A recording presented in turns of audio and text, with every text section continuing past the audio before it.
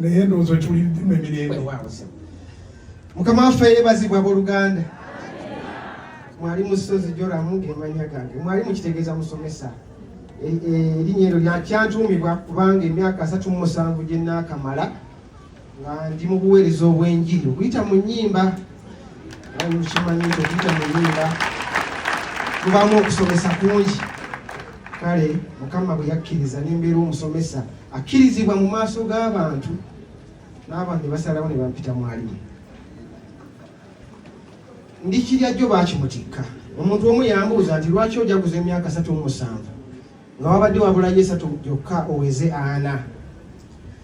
Kakati simanyi byankya.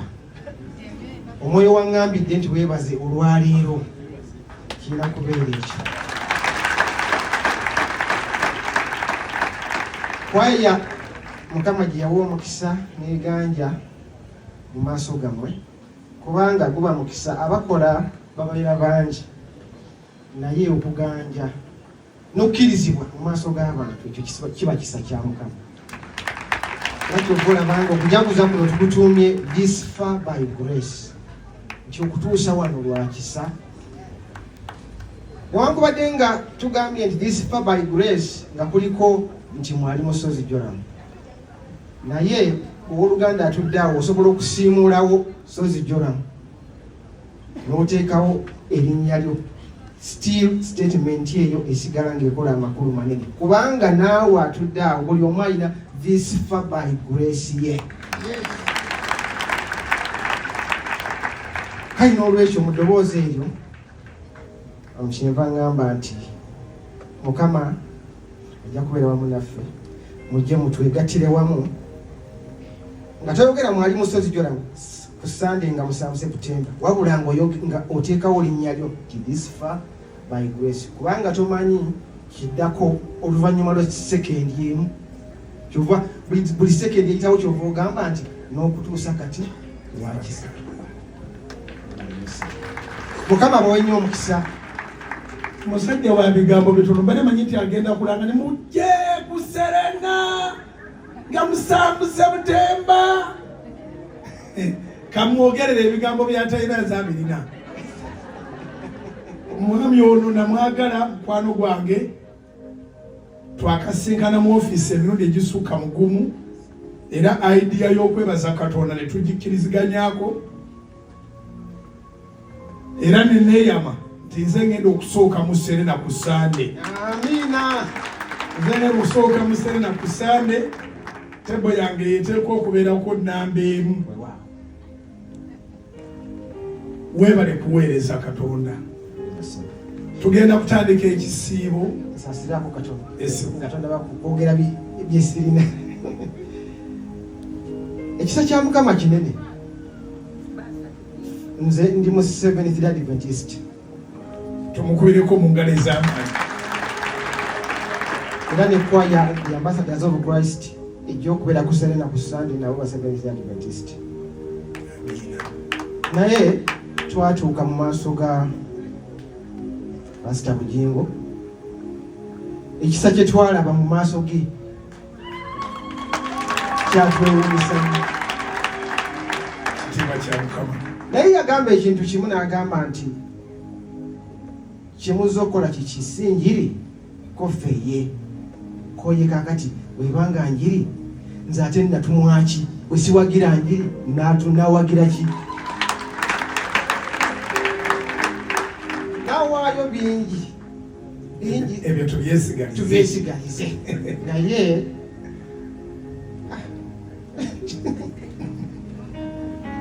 kinnumiriza obikoonako naye kale kayogere ebigambo byebingi nga bwagambye. Owulira emirembe bw'owulira oluyimba olwogera ku Mukama wo. Owulira emirembe bw'owulira oluyimba olukoola abantu bonna bajje eri Mukama waffe. Ennyimba za Ambassadors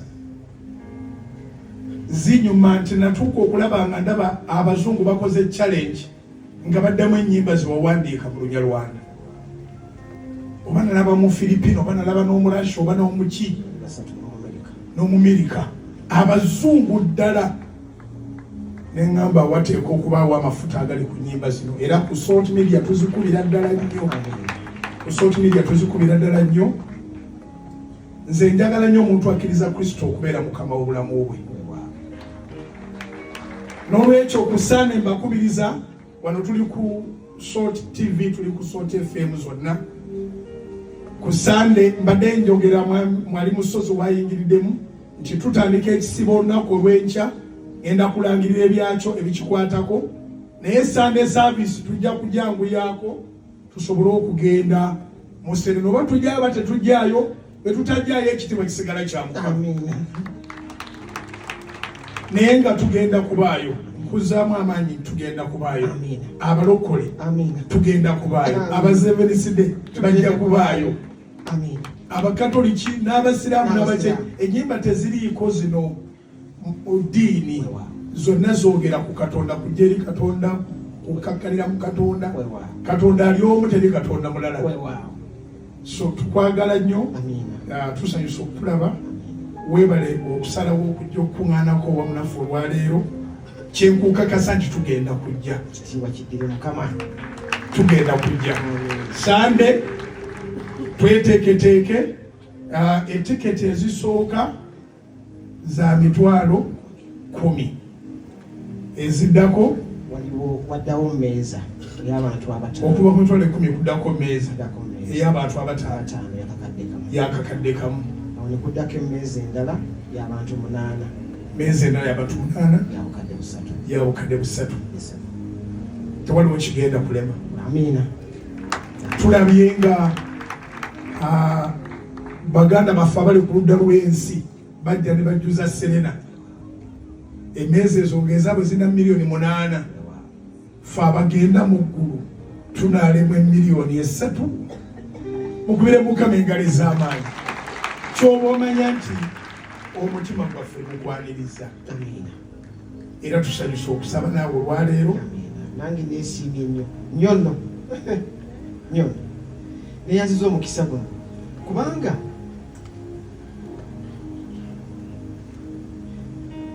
era tekiri automatic nti bwe nandize era nga omusumba ngamba nti jangu wano. Naye ndabye ekisa mu maaso go ne mu maaso ga Mukama. Nze nsinza okuleba omukisa. Kati nze ngenda kuweza emyaka 53 mu Novemba nga 25. Njeebaliza Mukama. Emyaka 53 ngenda kuwezaako 31 egy'obulokole. Nakkiriza Yesu mwaka gwa 92. Sinidda 31 92 ngenda kuweza 33. Ngenda kuweza 33 nga nakkiriza Yesu Kristo okubeera Mukama w'obulamu bwange. Wakati awo nampita okukola omulimu guno. Gunneewuunyisa nange nti abantu bali mu musana nga banoonya Katonda. Katonda ng'aleese nze atasaanidde, nampisaamu eddoboozi eri babeeza mu musana nga tebaguwulira. Ate naawe okuva eri n'oga nti kaŋŋende wa bugingo, kati nze ani ataagamba nti tojja. Kitiibwa kya Mukama. Era nasanyuka bwe nakulaba mu ofiisi ne ttiimu gye wajja nayo. Nasanyuka nnyo, oyinza obutamanya bwe nasanyuka. Singa nalina ekisinga awo kye nandibadde nkola, naye Katonda amanyi obusobozi bwaffe. Peetero ne Yokaana bagamba nti kyennina kyenkuwa. Erinnya lya Yesu.